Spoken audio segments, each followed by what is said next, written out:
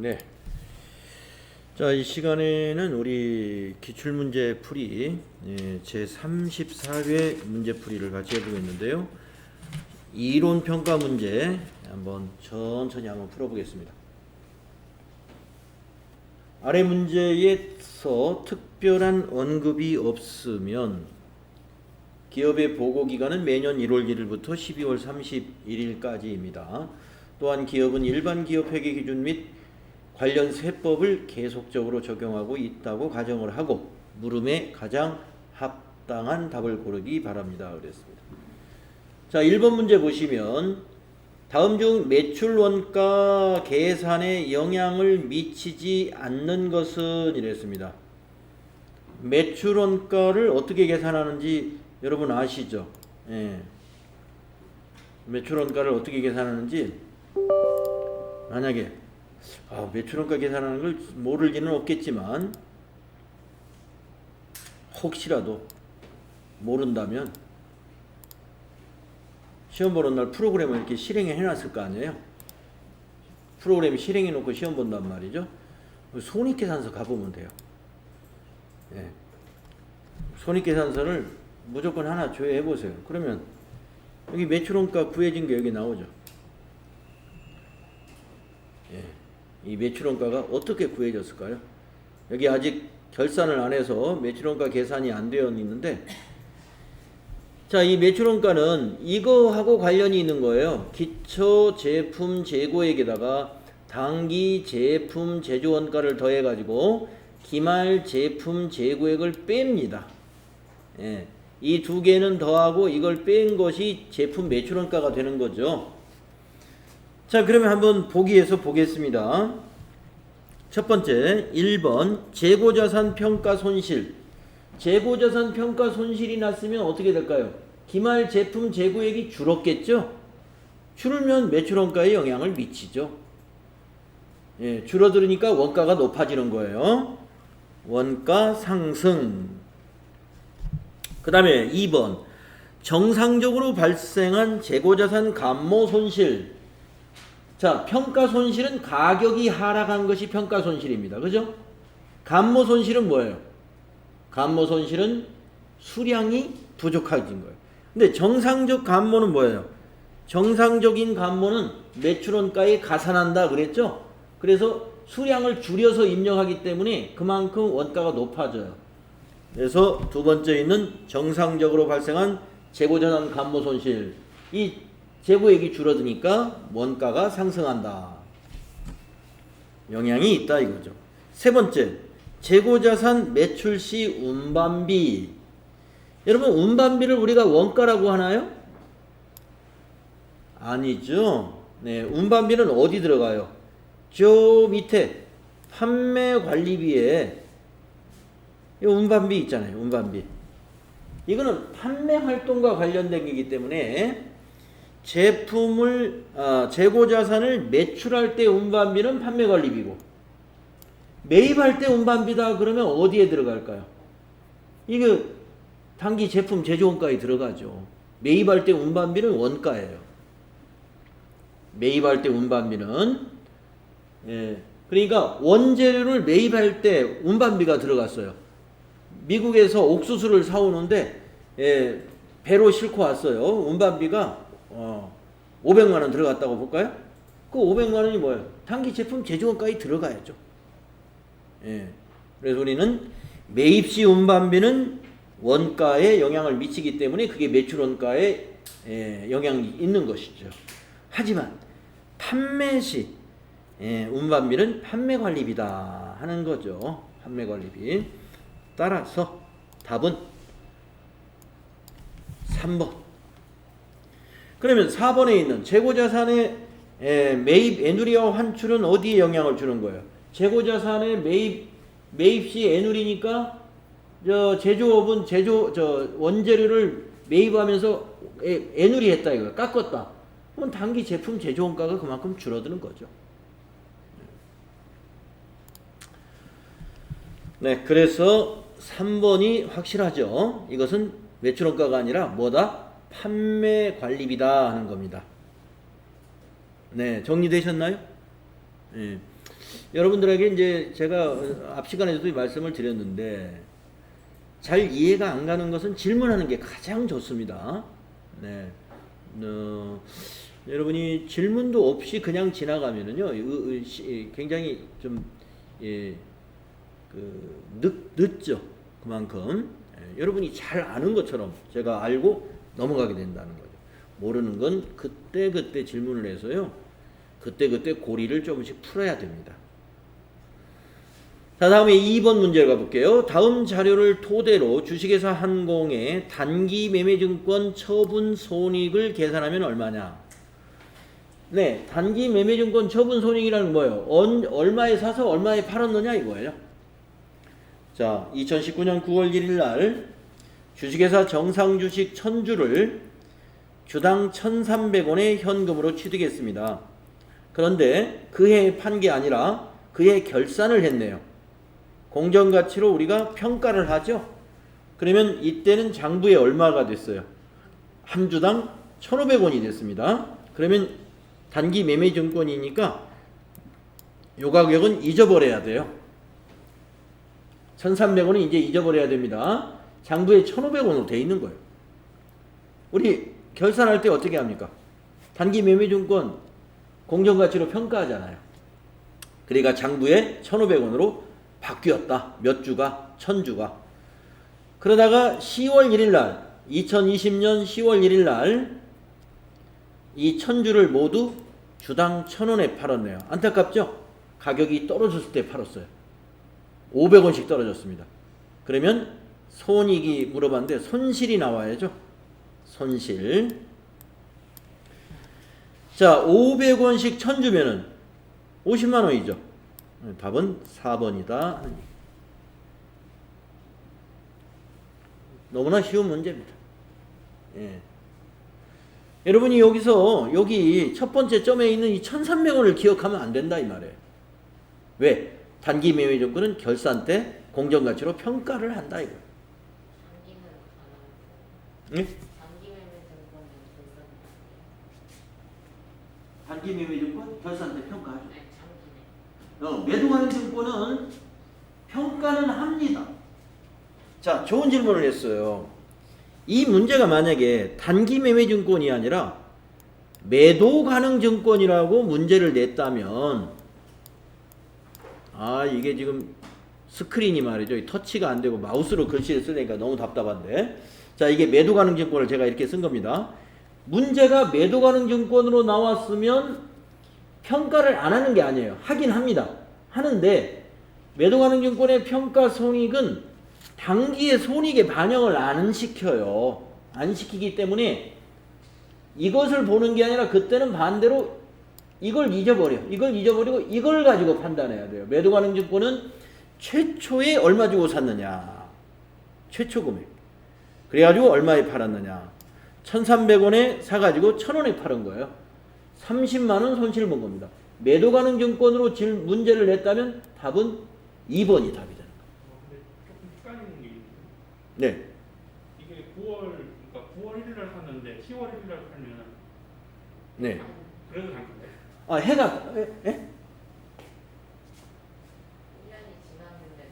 해가 바뀌었죠. 네. 우리가 매도 가능 증권이라고 하는 것은 단기 매매 증권이나 만기 보유 증권이 아니면 매도 가능 증권으로 보는 거예요. 그러니까 시험 문제에서 매도 가능 증권이다라고 하면 이게 매도 가능 증권으로 우리가 판단하면 되는 겁니다.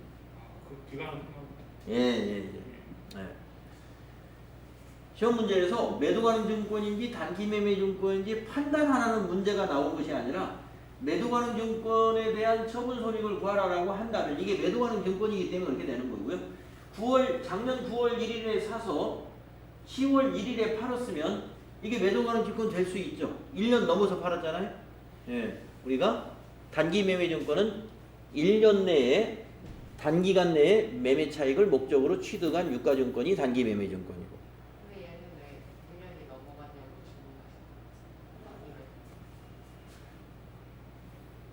상관없습니다. 예.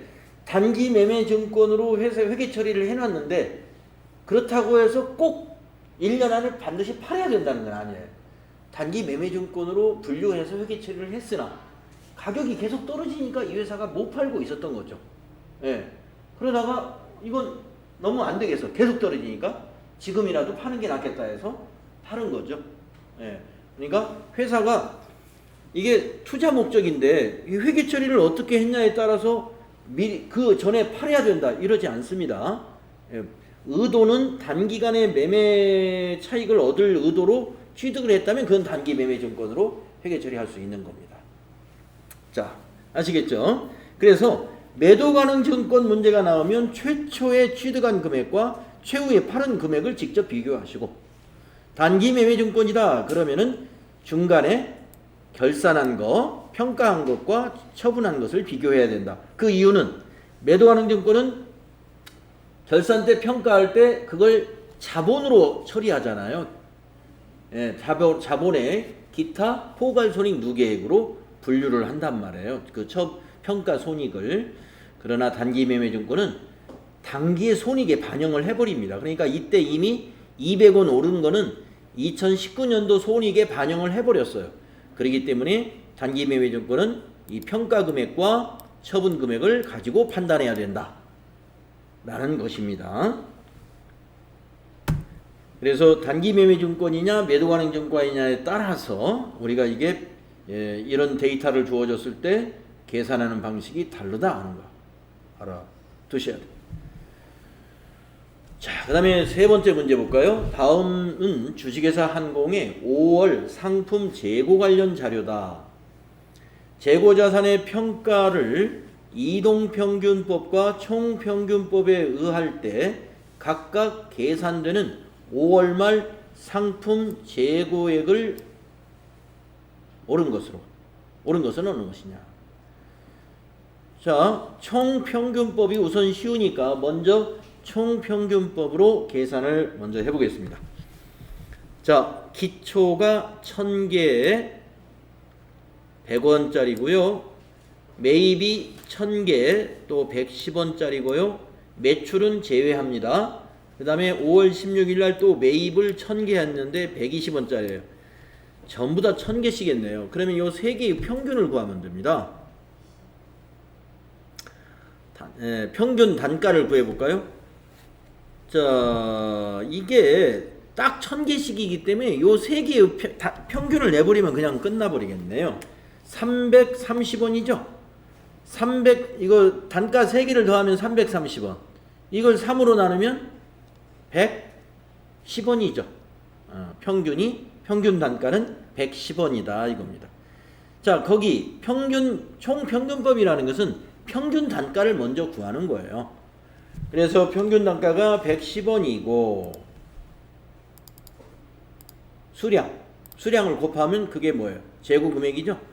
자, 3000개 사가지고 1500개 팔았답니다. 그러면 남은 것도 1500개죠.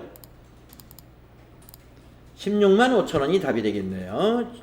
16만 5천원, 16만 5천이 2개씩이나 되네. 그러면 이동평균법으로 또 한번 해봐야 되겠네요. 자, 이동평균법은 어떻게 하느냐. 매입이 있을 때마다 평균을 냅니다. 자, 요 2개의 평균은 105원이에요. 105원이죠. 105원짜리를 말입니다. 1500개가 팔려 나갔대요. 그러면은 500개가 재고로 남았죠. 자, 재고를 계산해 볼까요? 500개의 재고는 얼마짜리다? 105원짜리다. 그러면 500개에다 105원을 한번 곱하기 해볼까요? 금액이 얼마인지 500개 곱하기 105원 했더니 52,500원 나옵니다. 52,500원에다가 이거 곱해야죠. 1000개 곱하기 120원 하면 얼마일까요?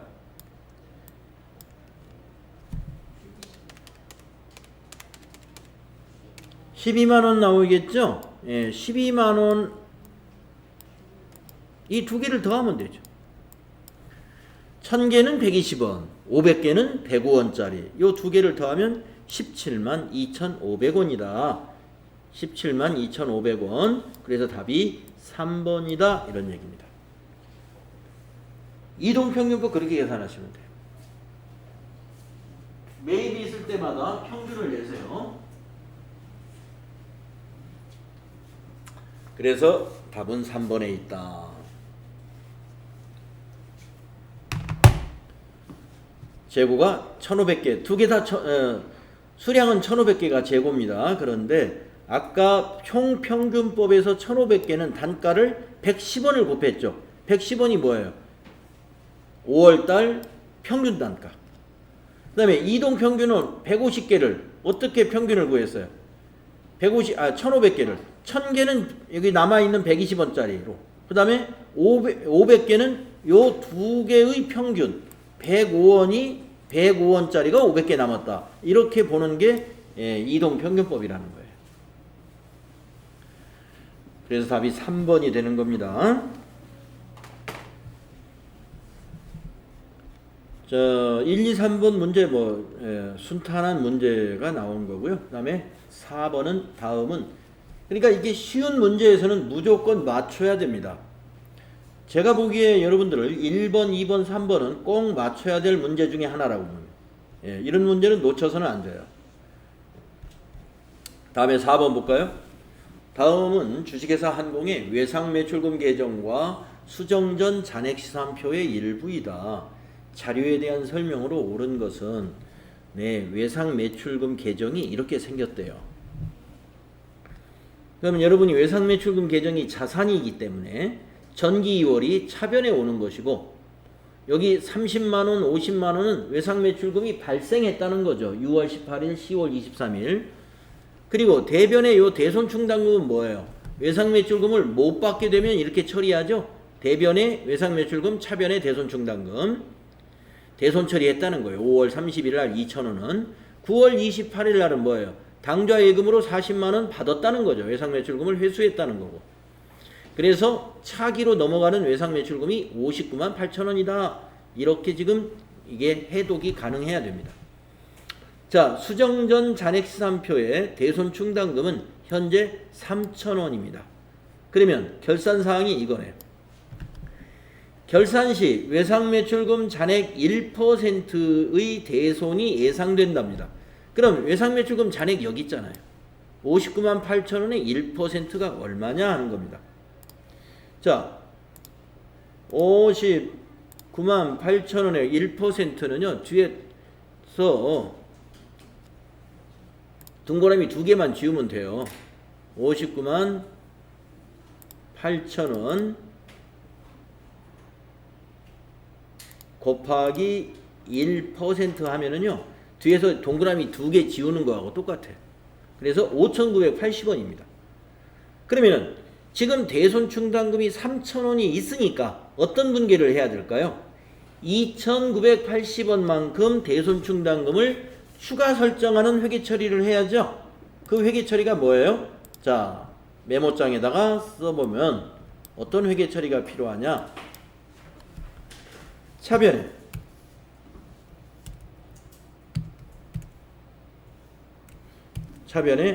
대손상각비 2,980원 3,000원 있으니까 5,980원만큼 대손이 예상되는 거죠.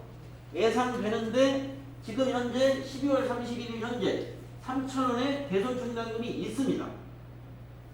있으니까 2,980원만큼만 추가 설정하면 5,980원이 되는 거예요.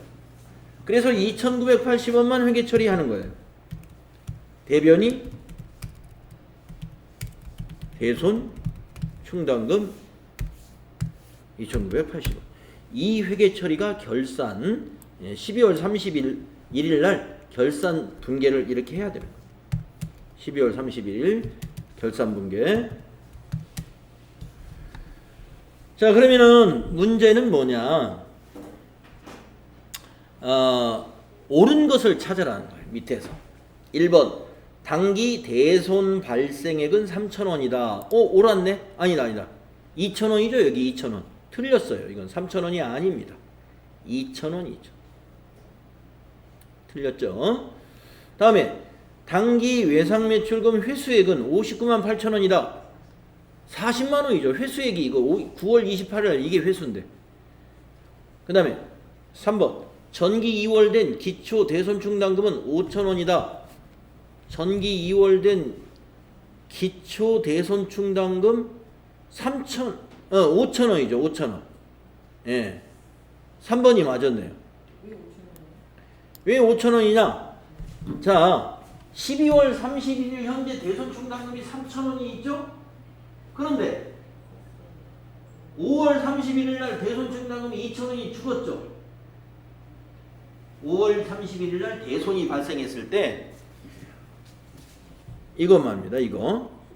이 5월 31일 날 요 대손이 발생했을 때 어떤 회계 처리가 되는 거냐면은 이 전기가 뭐냐면 5월 31일 날 이런 일이 있었던 거예요.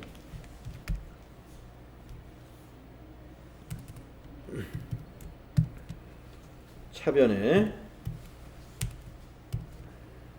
대손 충당금 2,000원, 대변에 외상매출금 2,000원. 이게 뭐예요? 외상매출금이 2,000원을 대손 처리하는 회계 처리예요. 이게 대손 처리 이렇게 하죠. 그러니까 5월 31일 날 2,000원의 대손 충당금이 감소했던 겁니다. 그러니까 애당초는 5,000원이었어. 지금 3,000원이 남아 있으니까. 그래서 전기에 2월 된 기초 대손 충당금은 5,000원이었을 것이다. 이게 맞다는 얘기입니다. 그러면 4번은 뭐가 틀렸을까요? 손익계산서에 반영되는 대손상각비는 5,980원이다. 아니죠. 손익계산서에 반영되는 대손상각비는 이거 2,980원이지. 2,980원. 결산 때 대손상각비 2,980원이 발생합니다. 추가 설정을 하고.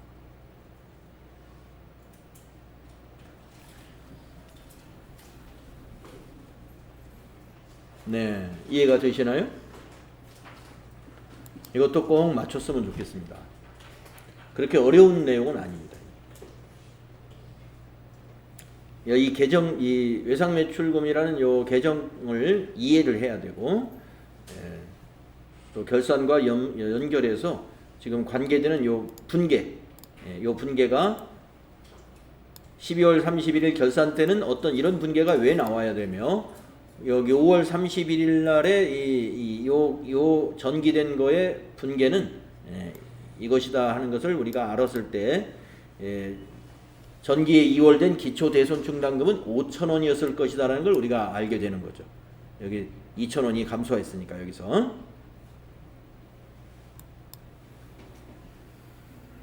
다음은 5번으로 가볼까요?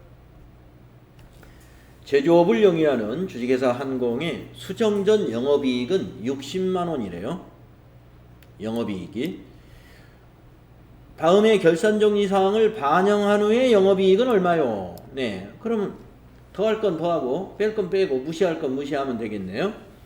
자, 1번 미지급 임차료 5만 원에 대한 회계 처리를 누락시켰답니다. 자, 여러분, 미지급 임차료면은요, 이걸 분계를 반영을 하려면은, 결산에 반영을 하려면 12월 31일 날 미지급 임차료를 어떻게 해야 돼요? 차변에 임차료 5만 원 비용 발생시키고 대변에 미지급 임차료 또는 미지급 비용 5만 원 이렇게 부채를 증가시켜야 되죠. 그러니까 이제 우리가 영업이익을 따지는 거니까 임차료가 비용 발생인데 이 비용이 판매 관리비냐 영업의 비용이냐 이걸 봐야 되겠죠. 네, 임차료는 판매 관리비입니다. 판관비. 예. 반드시 그런 건 아닌데 특별하게 뭐 다른 말이 없으면 임차료는 판매 관리비라고 보시면 돼요. 우리가 뭔가 임차했다. 하면 판매 활동하려고 관리 활동하려고 임차했겠죠. 차량을 빌렸든지 토지를 빌렸든지 건물을 빌렸다는 거예요. 임차라는. 그럼 빌린 것은 우리가 뭔가 영업 활동하기 위해서 빌렸겠죠. 그래서 이거는 판매 관리비에 해당된다 이거. 따라서 비용을 발생시키는 거니까 이건 어떻게 해줘야 돼요? 빼줘라. 5만 원은 영업이익에서 빼줘야 된다. 비용 발생했으니까. 다음에 보험료 선급액 보겠습니다. 10,000원을 전액 단기 비용으로 처리해 버렸답니다. 선급액까지. 그러면 선급액이 있으면 우리가 12월 31일 날 어떻게 수정해야 됩니까? 차변의 선급 비용 10,000원 자산 처리하고요. 대변에는 보험료 10,000원을 빼줘야 된단 말이죠. 선급 비용은 자산이고 대변의 보험료는 비용을 취소시켜 주는 거예요.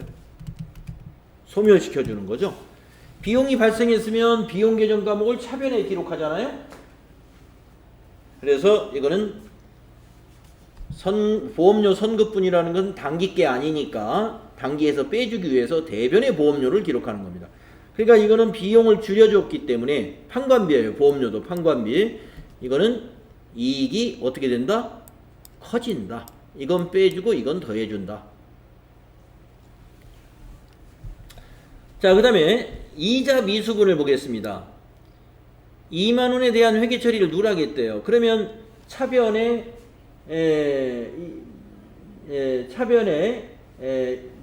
미수 수익이죠. 미수 수익 자산 대변에 이자 수익 2만 원. 그래서 이익이 발생을 한 거예요. 이익이 발생을 했지만 영업이익하고는 관계가 없어. 왜 그러느냐?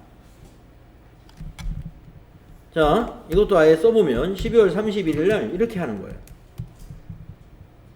미수 수익 2만 원. 이거 자산이에요. 그리고 대변은 이자 수익 2만 원. 이거는 수익 발생입니다. 그런데 수익 발생은 발생인데 이것은 무슨 수익이냐면 영업외 수익이에요. 영외 수익. 영업외 수익은 영업이익하고 관계가 없어요. 여러분 손익계산서 구조 알고 있잖아요. 자, 영업이익은 2단계에서 계산하잖아요. 2단계. 매출액에서 매출원가 뺀 것이 매출 총이익이고 거기에서 판매관리비 뺀 것이 영업이익이란 말이죠. 영업의 수익은 그 밑에 거예요. 밑에 거. 법인세 차감 전 이익이나 당기 순이익에는 영향을 미치지만 영업이익에는 영향을 안 미치는 거예요. 그러니까 마지막 거는 어떻게 해야 돼요? 빼지도 말고 더해지도 말고 무시해야 돼요. 전혀 영향이 없는 거니까. 그래서 밑에 거 세 번째 거는 무시해라. 예. 자, 그러면 얼마가 될까요? 5만 원 빼고 만 원을 더해야죠. 이거 빼고 이거 더하면 64만 원이 답이 되겠네요. 아니 더하는 게 아니라 빼야 되니까 5만 원 빼면 55만 원.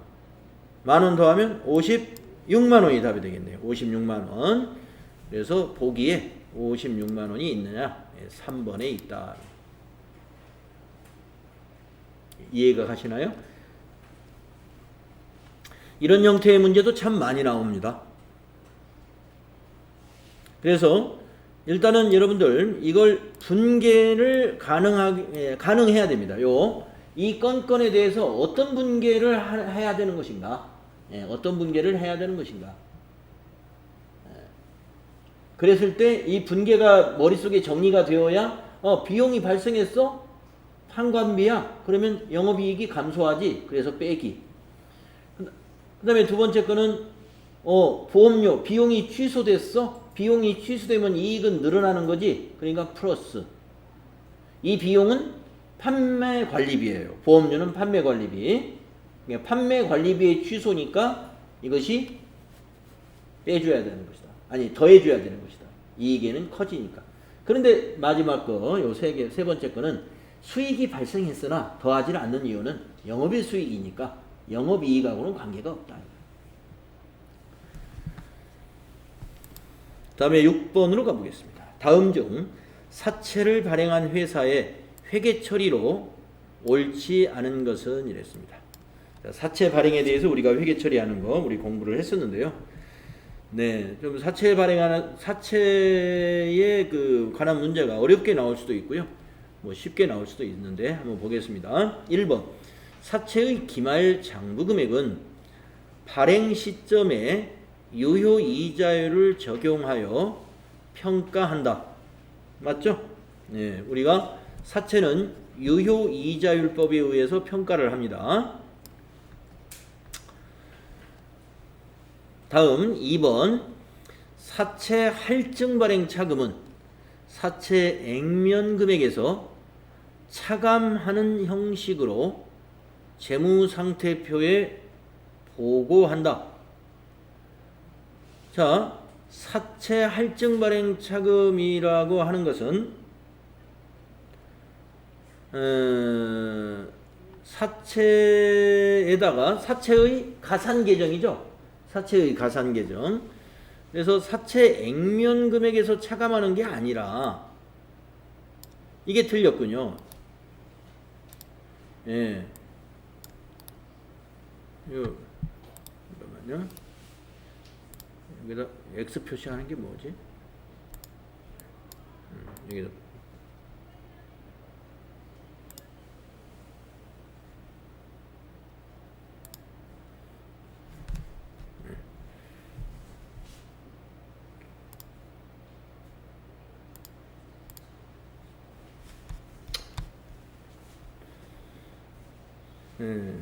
요걸 X 표시를 하려고 하는데 잘 안 돼서. 자, 액면 금액이 아니라 사채의 장부 금액에서 차감하는 거죠. 장부 금액에서. 사채 액면 금액은 똑같은 거예요. 1년 내내. 그래서 2번의 설명이 잘못됐네요.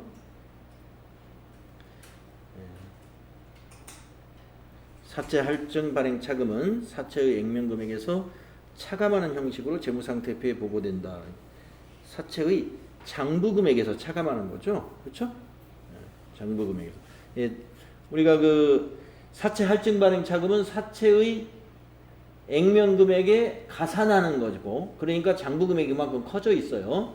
그 다음에 사채 할인 발행 차금은 사채의 액면 금액에서 차감하는 거죠. 할인했으니까 차감하는 거예요. 그래서 그거는 액면 금액이죠. 장부 금액에다가 가산하는 방식이고. 그래서 2번이 잘못됐다. 다음 3번을 보겠습니다. 유효 이자율법을 적용하는 경우 사채 할인 발행 차금 상각액은 기간이 경과함에 따라 매년 증가한다. 그래서 제가 여러분들 이 사채 이론을 공부할 때 사채 할인 발행 차금이나 사채 할증 발행 차금 모두가 다 기간이 경과할 때마다 매년 증가를 합니다. 증가한다는 것을 여러분이 그때 경험을 했었어요. 계산을 우리가 직접 해봤죠. 맞는 얘기고. 그 다음에 4번 사채를 발행하는 경우 상각후 원가를 재무상태표에 표시해야 한다. 네, 그렇죠. 그래서 우리 재무상태표에 사채는 우리 부채로서 표시가 되죠. 비유동 부채로. 그래서 상각후 원가를 재무상태표에 표시한다. 이거 상각후 원가가 뭐예요? 매년 결산 때마다 상각을 하기 때문에 장부 금액이 바로 그 금액이 상각후 원가가 되는 거예요. 자, 따라서 여기서 옳지 않은 것은 2번입니다. 2번. 6번 문제가 좀 여러분에게 어려울 수 있어요. 뭐 이런 문제를 놓치는 건 그래도 이해를 할 수 있습니다. 그러나 사채에 대해서 앞에 이론을 충분히 공부했다면 이것도 맞출 수 있어요. 자, 여러분 6번. 다음에 7번 문제 보겠습니다. 주식회사 한공은 당기 중 유상증자를 2차례 실시했다. 다음 자료를 토대로 재무상태표에 표시되는 주식 발행 초과금을 계산하면 얼마냐. 그런데 유상증자를 두 차례 했기 때문에 처음에 앞에서 발행했을 때 주식 할인 발행이나 이런 것이 있었으면 서로 상계 처리해야 됩니다. 단 전기말 주식 발행 초과금과 주식 할인 발행 차금 잔액은 없는 것으로 한다. 없답니다. 그러면 상계 처리할 게 없다는 얘기인가 한번 보겠습니다. 전기말은 일단 없어요. 자, 두 차례 했는데 3월 5일 날은 어떻게 했느냐. 1000주를 발행했고요. 한 주당 10,000원에 발행을 합니다. 우리 회사의 액면가는 5,000원인데요. 그러면은 이때는 이 1000주 곱하기 5,000원, 5천만 원이 되겠죠? 아니 500만 원. 지금 무슨 얘기냐면 이 액면 금액하고 발행 금액의 차이 있지 않습니까? 그 액면 금액보다 5,000원 더 높게 발행했단 말이에요. 그러면 그 높게 발행한 5,000원하고 여기 1000주를 곱하면 500만 원이란 말입니다. 그 500만 원의 주식 발행 초과금이 언제? 3월 5일 날 발생했어요. 500만 원. 그 다음에 9월 20일 날 보겠습니다. 발행 주식수 역시 1000주. 한 주당 4,000원에 발행을 합니다. 5,000원짜리를. 예, 그러면 이건 1,000원씩 할인 발행했네요. 그럼 100만 원이 할인 발행되죠? 그런데 주식 발행 수수료가 또 10만 원이 들어갔어요. 그러면 이 10만 원은 주식 발행 수수료는 말이요. 수수료는 주식 할인 발행 차금에 더해져요. 주식 할인 발행 차금에. 그래서 얼마가 되냐면 110만 원이 됩니다. 주식 할인 발행 차금이 110만 원. 110만 원. 자, 그러면 주식 발행 초과금 500만 원과 주식 할인 발행 차금 110만 원은 서로 어떻게 해야 되느냐? 상계 처리해야 돼요. 상계 처리. 그래서 주식 발행 초과금은 500만 원 빼기 110만 원이다. 따라서 390만 원이다. 이런 얘기입니다. 390만 원이다.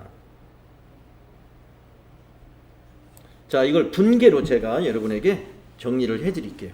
390만 원이 왜 나오는지 회계 절차를 보시고 이해하시면 되겠습니다. 자, 먼저 3월 5일 유상증자 시 회계 처리를 볼게요. 3월 5일 날 유상증자 했죠? 이때 회계 처리는 어떻게 되느냐? 자, 차변에 현금 발행했다고 보겠습니다. 현금이 1,000만 원이 들어오죠? 1000주 곱하기 10,000원이니까.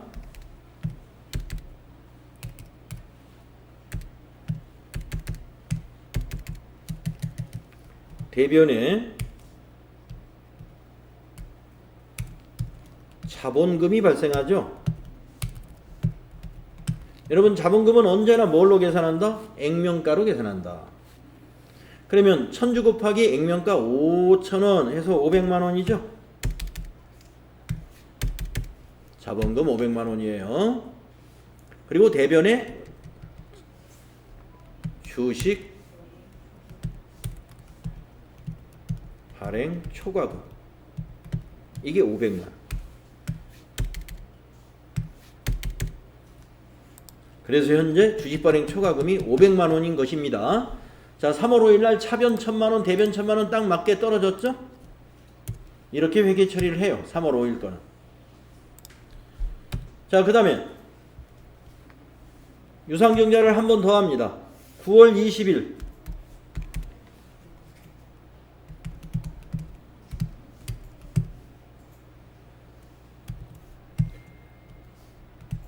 자, 현금 발행했다고 보겠습니다.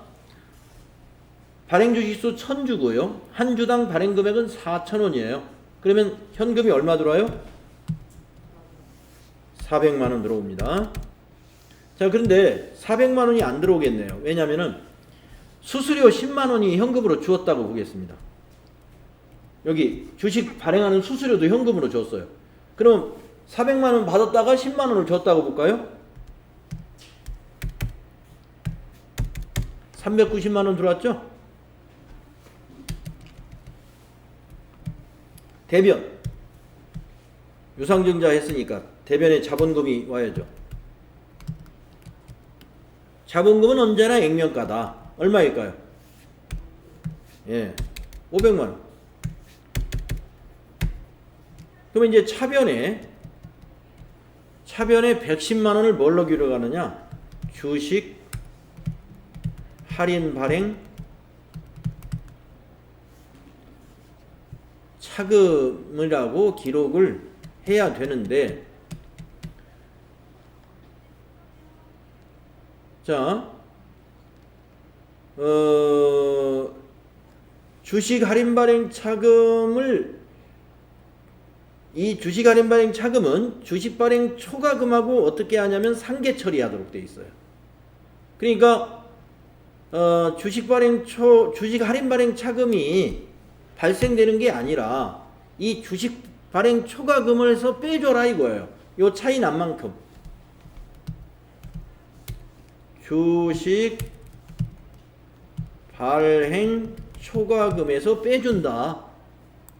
이게 없으면 주식 할인 발행 차금이 되지만 주식 발행 초과금이 3월 5일 날 있었기 때문에 차감해 줍니다. 거기서 110만 원. 네, 분계가 이렇게 되는 거예요.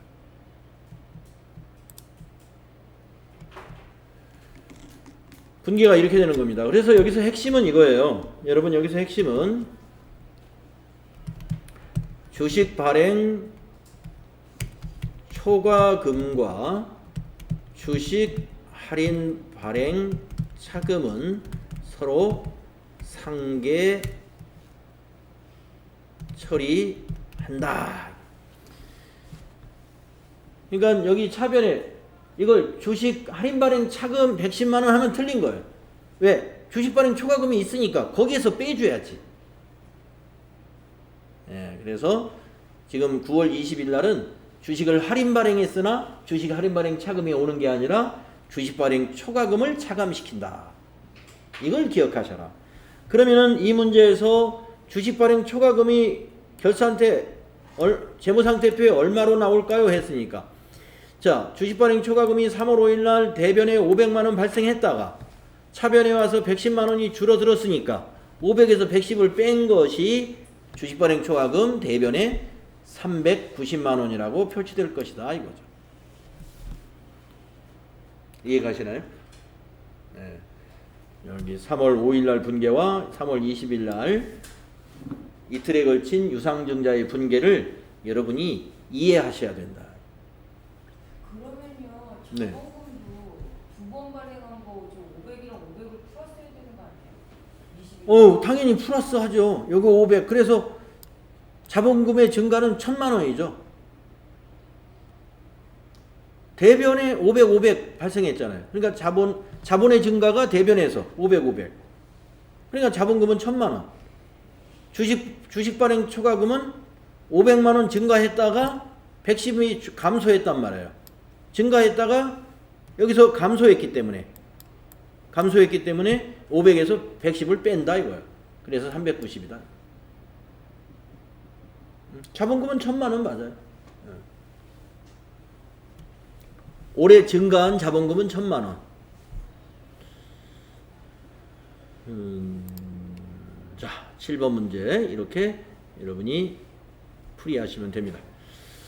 자, 8번 문제. 다음 대화 내용에서 선생님의 질문에 대해 올바른 답변을 한 사람을 고르시오 이랬어요. 선생님이 조직 구성원이 이사회와 경영진이 제시한 경영방침이나 지침에 따라 업무를 수행할 수 있도록 마련된 정책 및 절차와 이러한 정책 및 절차가 준수되도록 하기 위한 제반 활동을 의미하는 내부 통제의 구성 요소가 무엇이냐. 자, 통제 환경이다. 위험 평가는 아니죠. 통제 활동이다. 모니터링이다. 모니터링도 아니죠. 모니터링이라는 건 이게 감시한다는 거예요. 계속. 예. 위험 평가도 이건 위험 평가에 대한 내용이 아닙니다. 환경 아니면 활동 같아요. 한번 볼까요? 다시 한번. 조직 구성원이 경영진의 경영 방식이나 지침의 업무를 마련한 정책과 절차와 이러한 준수대로 하기 위한 제반 활동.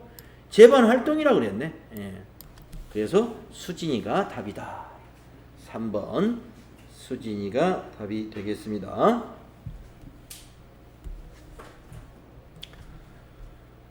다음에 9번 문제는 이제 여기서부터 부가가치세 문제죠. 부가가치세 문제가 제가 보기엔 여러분한테는 더 쉬울 수도 있습니다.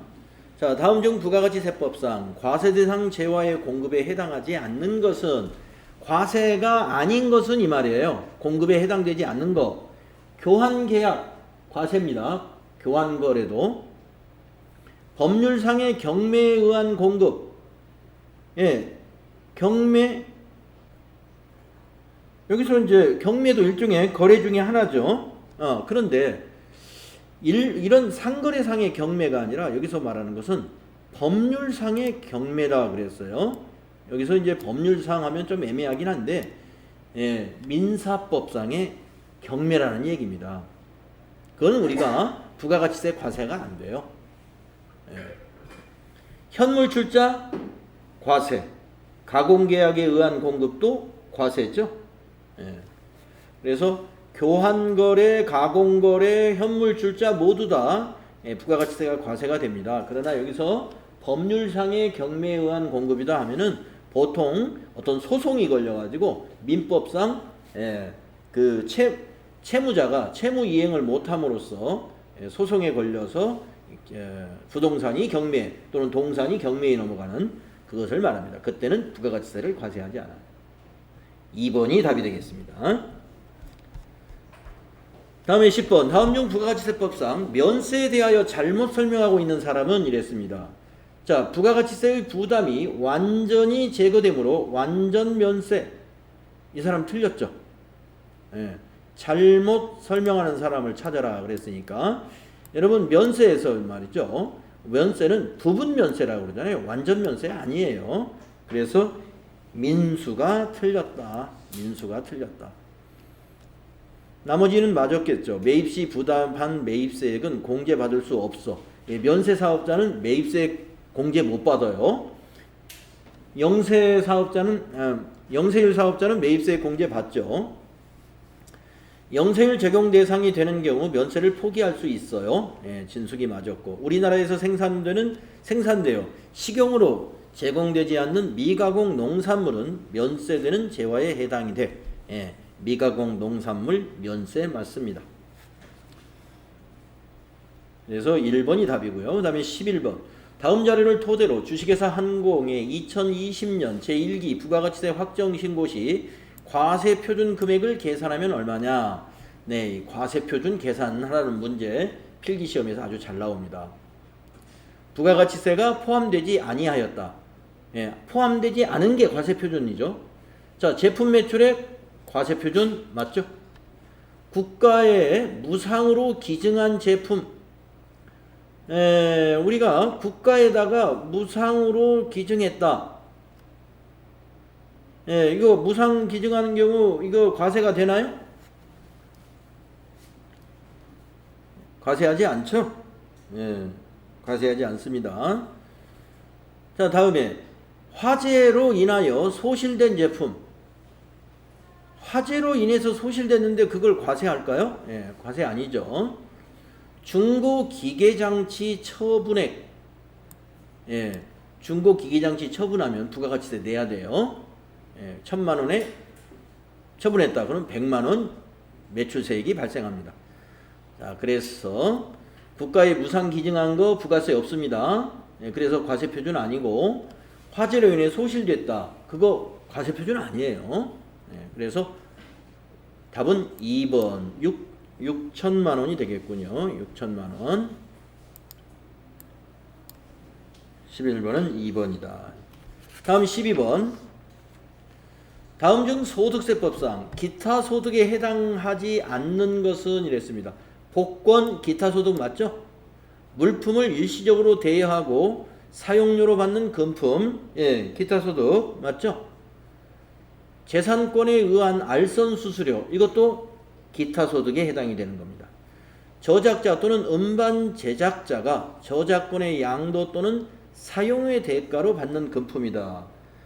저작자나 이런 그 음반 제작자라 그러면요, 이거는 그 사업을 하는 거예요. 예, 음반 제작자 하면은 우리 음악사, 음악 제작하는 회사. 그러면 그 저작권을 양도하거나 이런 것은 기타 소득이 아니라 사업 소득이죠. 사업 소득. 그래서 4번은 사업 소득에 해당이 된다. 1, 2, 3번은 기타 소득에 열거되어 있는 것입니다. 다음에 13번.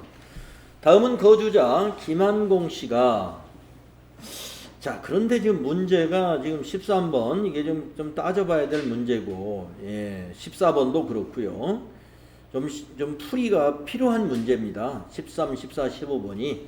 그래서 지금 시간이 됐기 때문에요. 여러분들 또 시간 지켜드려야 되니까 여기서 일단 끊고 다음 시간에 13번부터 같이 풀어보도록 그렇게 하겠습니다.